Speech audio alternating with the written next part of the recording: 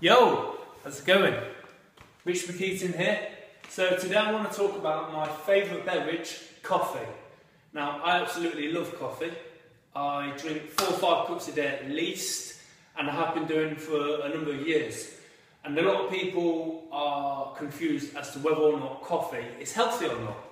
And I don't think there should be as much confusion as there is. As far as I'm concerned, the jury's not out anymore. It's a pretty healthy product.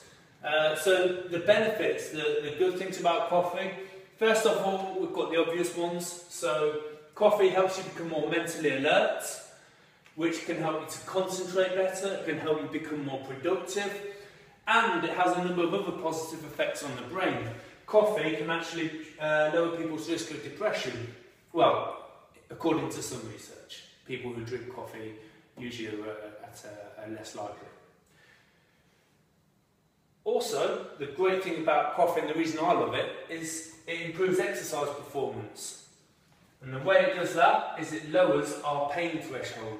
So we can take a few more reps, we can push ourselves a bit harder, because the coffee is going to raise our ability to be able to tolerate that uncomfortableness.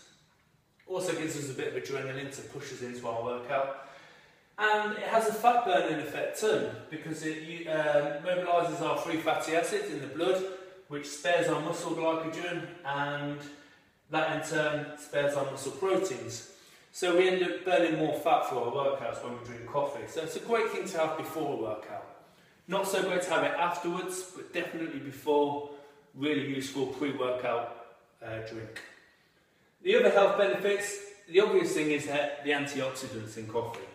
So coffee contains chlorogenic acid, and long-term effects, long-term research, quite recent, last 3 years, showing that people who drink coffee are less likely to develop type 2 diabetes, they're less likely to develop Parkinson's, certain types of cancers, and also liver diseases.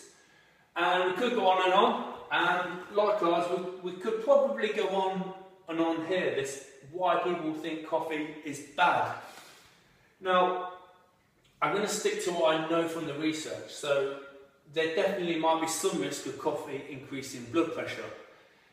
If somebody does have an issue with blood pressure, they should probably watch how much they have, and they should probably take other things into consideration other than what they're drinking. They should be really looking at how active they are and what their diet's like. Coffee would be a small part of that issue. The reason also I bring this up, various diets try to encourage people to cut coffee out, and I know because I've been a victim of those diets, man, and it's awful. Going without caffeine for a short period of time, there's no health benefit, there's no need to. All it does is make me angry and short-tempered, and I don't get anything else out of it. Obviously, the other downside to coffee is it can lower your sleep quality. For that reason, it's recommended that you cut caffeine out mid-afternoon to probably just before tea time. If you're somebody who struggles with sleep, if you're someone who has issues getting to sleep, if you're someone who wakes up a lot during the night, a simple thing like cutting out caffeine later on in the day can have a big impact on your sleep and help you feel more energised the next day if you sleep better.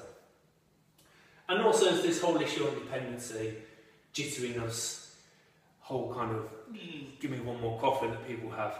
And that's really to do with your lifestyle in general. If you're relying on coffee that much, that means that you're not able to take care of your health in other ways. You're not able to get enough rest, activity, improve your diet to be able to get your natural energy from your food sources and from your well-being. And then the final thing I would say is that coffee, you tend to have very individual tolerances. So some people do great on coffee, and some people just don't feel so great. But usually the people who don't feel so great, they're the people who can take coffee or leave it. They tend to not develop addiction as much to the product. So my take on coffee, it's a very good drink, it's a very healthy drink, and I'm not going to be giving it up at any point in the future. I'm not going to suggest to anybody that they cut it out, because I just don't see any point. I don't see it does any good. In fact, I think it's madness. Drink coffee, enjoy it. If you're really keen on coffee, I'd suggest an AeroPress, which is a little filter you can use to make good quality coffee.